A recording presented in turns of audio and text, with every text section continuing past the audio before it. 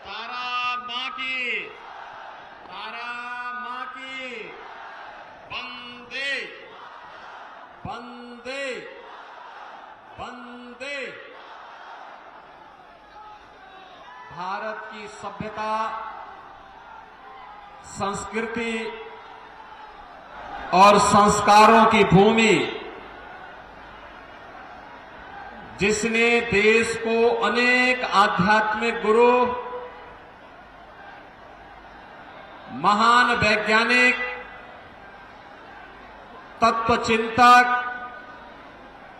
दिए, ऐसी पावन धरा, बंगाल की ऐसी पावन धरा को कोटि कोटि नमन करते हुए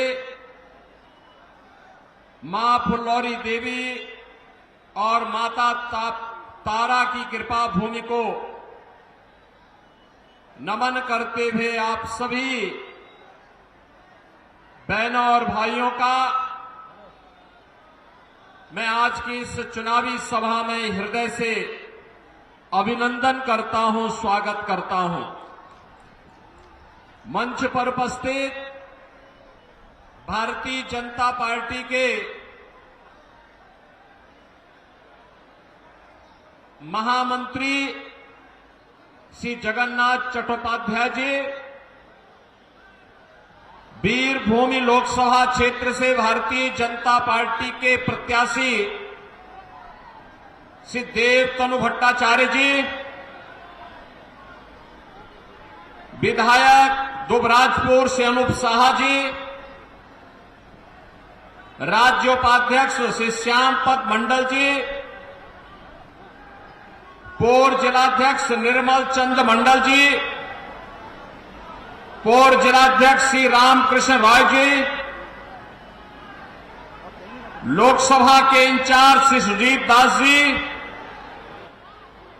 कन्वीनर उत्तम कुमार रजक जी, हमारे जिले के सभी पदाधिकारीगण और भारी संख्या में उपस्थित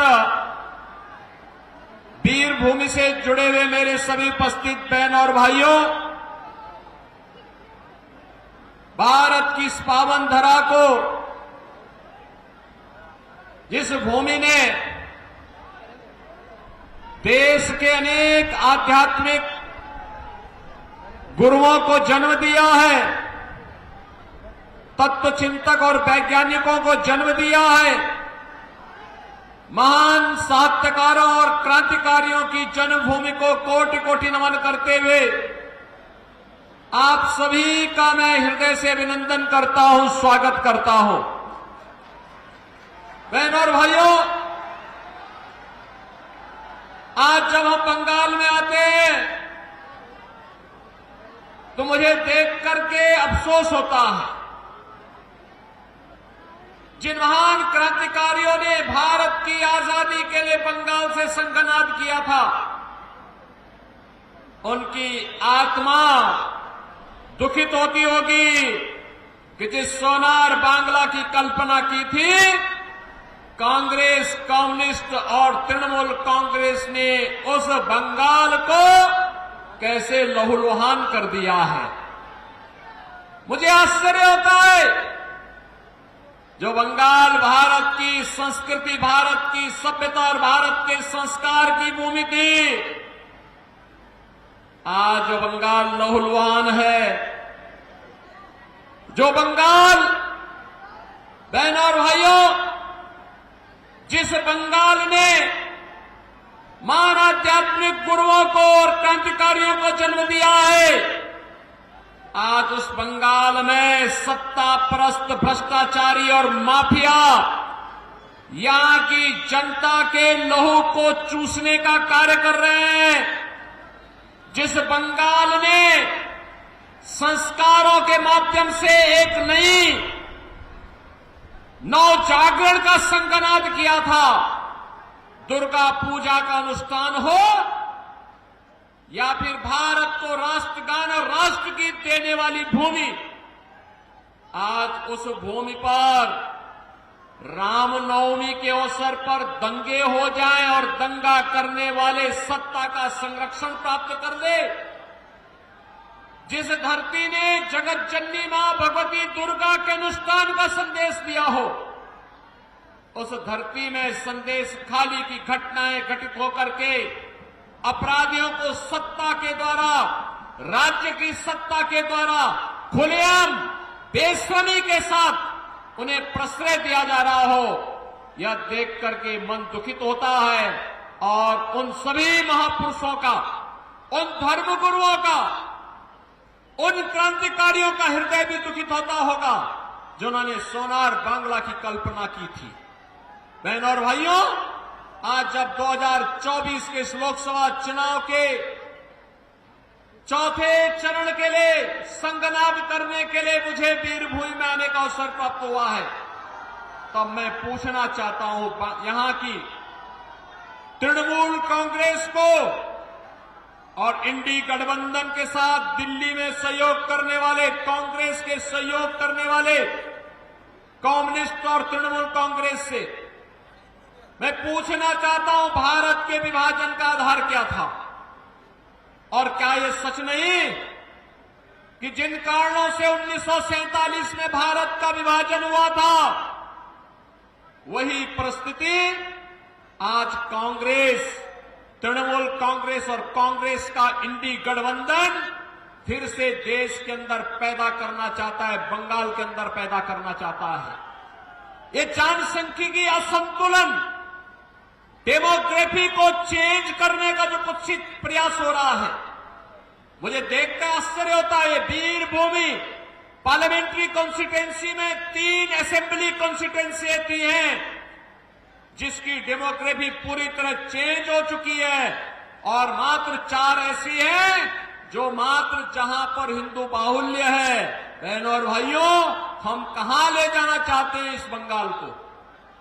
ऐसे ही अनेक असेंबली बंगाल के अंदर ऐसी खड़ी कर दी गई है जो भारत की डेमोग्राफी को चेंज करने के साथ साथ जहां घुसपैठियों को सरेआम शरण देकर के अराजकता पैदा करने की छूट दी जाती हो। और ये साजिश 2024 के कांग्रेस और इंडी गठबंधन के मैनिफेस्टो में भी देखने को मिलता है।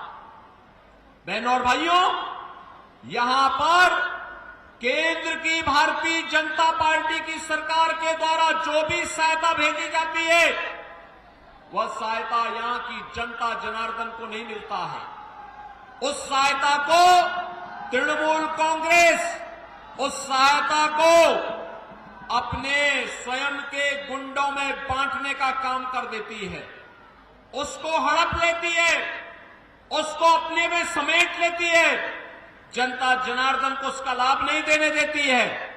और जो मैनिफेस्टो इनका आया है, उस मैनिफेस्टो में एक तरफ कांग्रेस, तृणमूल कांग्रेस और कम्युनिस्टों के द्वारा झूठा मैसेज दिया जा रहा है, गुमराह करने का प्रयास हो रहा है। लेकिन बहनों और भाइयों, कांग्रेस और तृणमूल कांग्रेस का ये गठबंधन आपको ठगने के लिए आया है, गुमराह कर रहा है। इनके द्वारा मुस्लिम आरक्षण की वकालत करना, धार्मिक आधार पर, मजहबी आधार पर एक बार फिर से भारत के विभाजन की आधारशिला को सुदृढ़ करने जैसा है। और हमें किसी भी स्थिति में भारत का फिर दूसरा विभाजन नहीं होने देना है। किसी भी स्थिति में भारत का दोबारा विभाजन नहीं होगा। इसके लिए हमें धार्मिक आधार पर आरक्षण को हर हाल में रोकना होगा। कांग्रेस का मैनिफेस्टो कहता है, कांग्रेस का मैनिफेस्टो कहता है कि पिछड़ी जाति के लोगों को मिलने वाले आरक्षण में एक हिस्सा मिलाकर के मुसलमानों को दे देंगे। क्या आप इसको स्वीकार करेंगे? क्या बंगाल इसको स्वीकार करेगा? क्या अपने अधिकार को आप क्या किसी दूसरे को हिस्सा लेने देंगे? क्या? और ऐसे ही अनुसूचित जाति के अधिकारों में भी ये लोग डकैती डालने का काम करने जा रहे हैं। बहनों और भाइयों, जब कांग्रेस नेतृत्व की यूपीए सरकार थी, ये तृणमूल कांग्रेस उसको सपोर्ट कर रही थी, कम्युनिस्टों ने भी उसे कुछ दिनों तक सपोर्ट किया था।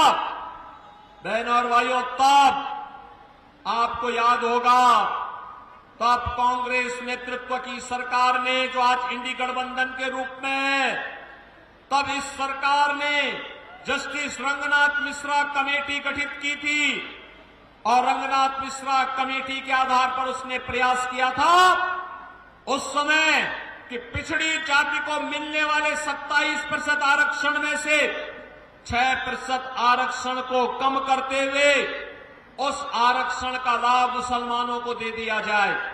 भारतीय जनता पार्टी ने विरोध किया था। उन्होंने कहा धार्मिक आधार पर आरक्षण ये बाबा साहब भीमराव अंबेडकर और भारत के संविधान निर्माताओं का अपमान होगा।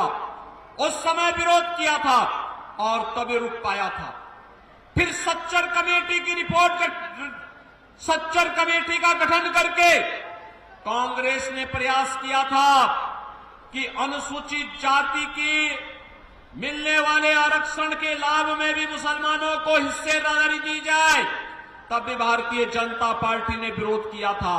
और जो लोग अनुसूचित जाति, जनजाति और पिछड़ी जाति के लोगों के अधिकारों पर डकैती डालने का प्रयास कर चुके हैं और आज फिर उनका मैनिफेस्टो इस बात का उल्लेख करता है, वे आज जनता को गुमराह करके ये फिर से सत्ता हासिल कर लेना चाहते हैं।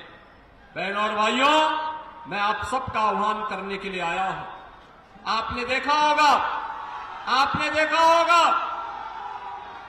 रामनवमी का आयोजन, भगवान राम का जन्म हुआ था उत्तर प्रदेश के अयोध्या में और उत्तर प्रदेश में इस अवसर पर हजारों शोभा यात्राएं निकलती हैं। एक भी जगह दंगा नहीं हुआ। मुझे उत्तर प्रदेश में मुख्यमंत्री के रूप में सेवा करते हुए 7 वर्ष हो गए हैं।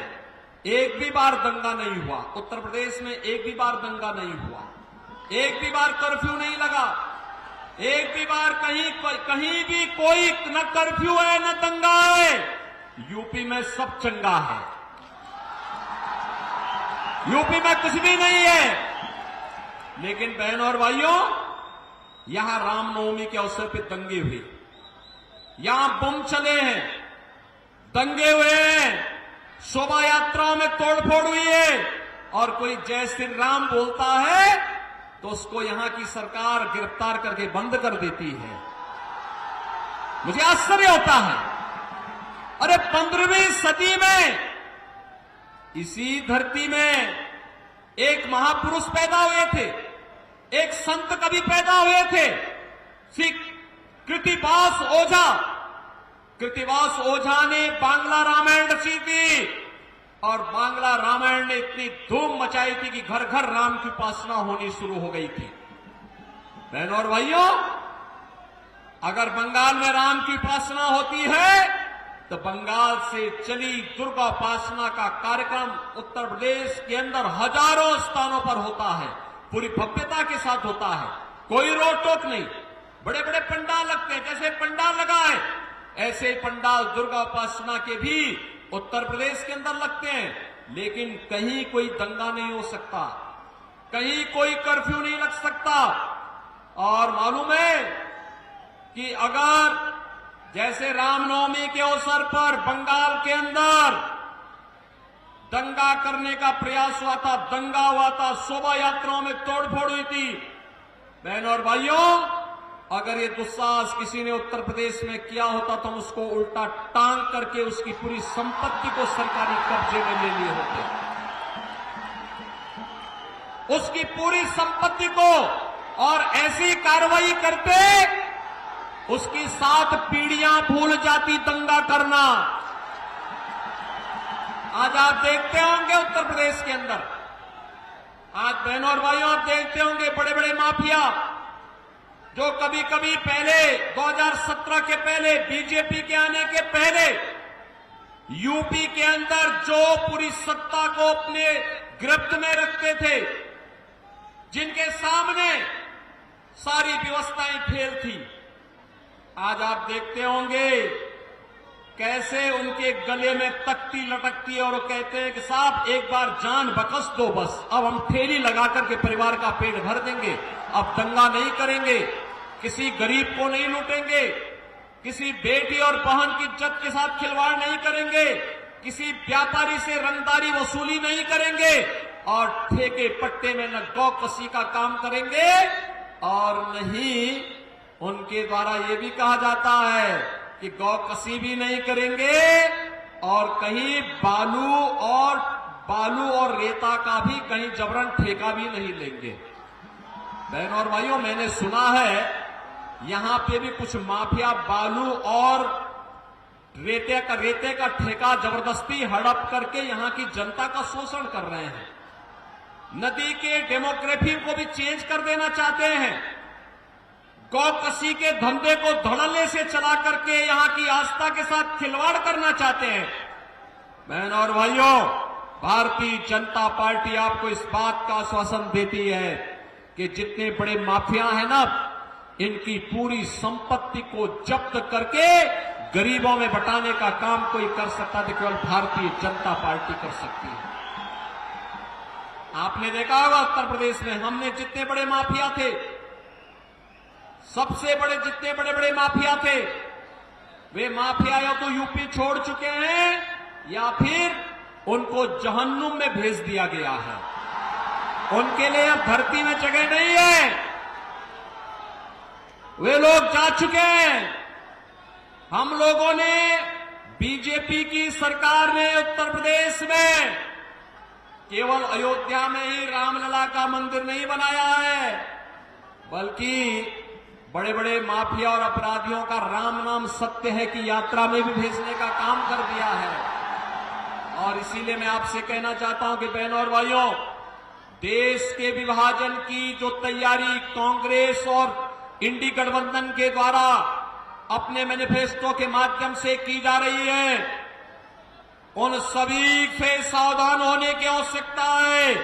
और मैं तो आपसे एक बात और कहना चाहूंगा, बहनों और भाइयों, जब आप पे कोई संकट आता है, आप पे जब कोई संकट आता है, तब क्या तृणमूल का कोई व्यक्ति आपके पास आता है क्या हालचाल पूछने के लिए? जब ये दंगे होते हैं, तृणमूल कांग्रेस का कोई व्यक्ति आपका हालचाल पूछने के लिए आता है क्या? कांग्रेस का कोई व्यक्ति आता है क्या? कोई नहीं आएगा। न कांग्रेस आएंगे, न राहुल गांधी आएंगे, न बहन जी आएगी और कोई नहीं आएगी। यहां की दीदी की ममता तो केवल यहां के उन माफियाओं के साथ में है जो बंगाल को रौंद रहे हैं, बंगाल की पहचान के सामने संकट पैदा कर रहे हैं। और इसीलिए मैं आपसे कहने के लिए आया हूं, बहनों और भाइयों, केवल भारतीय जनता पार्टी है और मोदी जी हैं जो सुख दुख में आपके साथ हमेशा खड़े होने वाले हैं, हर स्थिति में खड़े होने वाले हैं। आपने देखा होगा मोदी जी के नेतृत्व में भारत ने विकास की जिन नई प्रतिमान को स्थापित किया है, आज दुनिया के अंदर भारत का सम्मान बढ़ा है, भारत की सीमाएं सुरक्षित हुई है। कांग्रेस नेतृत्व की सरकार थी, पाकिस्तान परस्त आतंकवादी भारत की सीमा का अतिक्रमण करते हुए भारत में आते थे, जगह जगह बम विस्फोट करते थे। आज मोदी जी के नेतृत्व की सरकार में आप देखते होंगे, अब तो आतंकवादी घटनाएं नहीं घटित होती, आतंकवाद और नक्सलवाद को तो नियंत्रित किया जा चुका है। लेकिन अगर कहीं पटाखा भी जोर से फूटता है तो सबसे पहले पाकिस्तान सफाई देता कि मेरा हाथ नहीं है, क्योंकि पाकिस्तान को मालूम है कि अगर कोई घटना गलती से भी हो जाए तो उसको लेने के देने पड़ जाएंगे, क्योंकि ये नया भारत है और मोदी जी के नेतृत्व में नया भारत किसी को छेड़ता नहीं है, लेकिन अगर कोई छेड़ता है तो फिर उसको छोड़ता भी नहीं है। और इसीलिए मैं आपसे कहने के लिए आया हूं, यहां पर इंफ्रास्ट्रक्चर का कार्य मोदी जी के नेतृत्व में IIT, IIM, AIIMS, highway, railway, metro, triple IT, NIT, world class university, हर घर नल की योजना, ये सभी मोदी जी के नेतृत्व में आज तेजी के साथ देश के अंदर इसको लागू किया जा रहा है। और बंगाल में तो तृणमूल कांग्रेस की सरकार मोदी जी की योजनाओं को जबरन रोकने का कार्य करती है, अन्यथा पूरे देश के अंदर 80 करोड़ लोगों को फ्री में राशन देने का काम पिछले 4 वर्ष से मोदी जी की सरकार कर रही है। बहनों और भाइयों, 60 करोड़ लोगों को 5 लाख रुपए की आयुष्मान भारत में स्वास्थ्य बीमा का कवर मिल रहा है। 50 करोड़ गरीब लोगों के जनधन अकाउंट खोल दिए गए। 12 करोड़ किसानों को प्रधानमंत्री किसान सम्मान निधि का लाभ मिला। 12 करोड़ गरीबों के घर में शौचालय बन गए। 10 करोड़ गरीबों को उज्ज्वला योजना का रसोई गैस का एलपीजी का कनेक्शन मिल गया। और 4 करोड़ गरीबों को, बहनों और भाइयों, प्रधानमंत्री आवास योजना का लाभ मिल गया। मैंने उत्तर प्रदेश में अब तक लगभग 57 लाख गरीबों को एक एक मकान दे दिया है पीएम आवास योजना में। बहनों और भाइयों, बंगाल की सरकार नहीं लेना चाहती। बंगाल की सरकार उसी कार्य को करती है जिसमें इसको कमीशन मिलती हो, और इसीलिए वह कार्य नहीं करेगी, करने नहीं देगी। इसके लिए आवश्यक है कि वीरभूमि को नाम के अनुरूप भारतीय जनता पार्टी को विजयी बना करके भेजिए। मोदी जी ने कहा है आत्मनिर्भर भारत और विकसित भारत की संकल्पना को साकार करेंगे। आत्मनिर्भर भारत का मतलब आत्मनिर्भर बंगाल भी होगा। आत्मनिर्भर बंगाल का मतलब हर किसान, हर नौजवान, हर महिला, हर तबके का व्यक्ति, हर व्यापारी यह भी आत्मनिर्भर होगा। और जब आत्मनिर्भर होगा तो तभी विकसित भारत की परिकल्पना को साकार भी करेगा। और विकसित भारत के लिए भारत दुनिया की एक बड़ी ताकत बने, हमारा देश दुनिया की एक ताकत बने, यह संदेश बंगाल से ही जाना चाहिए।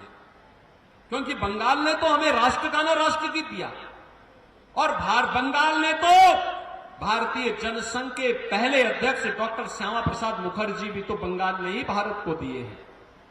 इसलिए मैं आप सबका आह्वान करने के लिए आया हूं कि बहनों और भाइयों, भारतीय जनता पार्टी ने वीरभूमि से देव तनु भट्टाचार्य को अपना प्रत्याशी बनाकर के आपके बीच उतारा है। देव तनु भट्टाचार्य, बहनों और भाइयों, मैं आप सबसे अपील करना चाहूंगा, अगर आप डेमोग्राफी को चेंज करने से रोकना चाहते हैं, अगर आप सुरक्षित बंगाल चाहते हैं, अगर आप सुरक्षित भारत चाहते हैं, समृद्ध बंगाल और समृद्ध भारत चाहते हैं, तो भारतीय जनता पार्टी आवश्यक है। और इसके लिए आप सबका मैं आह्वान करूंगा कि आप सभी लोग भारतीय जनता पार्टी के चुनाव चिन्ह, कमल के चुनाव चिन्ह पर वोट देकर के श्री देव तनु भट्टाचार्य को भारी बहुमत से विजयी बना करके देश की संसद में भेजिए। आप सहमत हैं? देव तनु भट्टाचार्य को विजयी बना के भेजेंगे? सभी लोग सहमत हैं? सभी लोग सहमत हैं? 13 मई को यहां लोकसभा का इलेक्शन होना है, और 13 मई को लोकसभा के इलेक्शन में देव तनु भट्टाचार्य को वीरभूमि जैसे लोकसभा क्षेत्र में, बहनों और भाइयों, डेमोक्रेटिक चेंज से रोकने के लिए, सुरक्षा के लिए, गरीब कल्याणकारी योजनाओं के लिए उन्हें भारी बहुमत से विजयी बना के भेजना है। बना के भेजेंगे? सभी लोग सहमत हैं? तो मेरे साथ बोलेंगे, भारत माता की, भारत माता की, भारत माता की, वंदे वंदे वंदे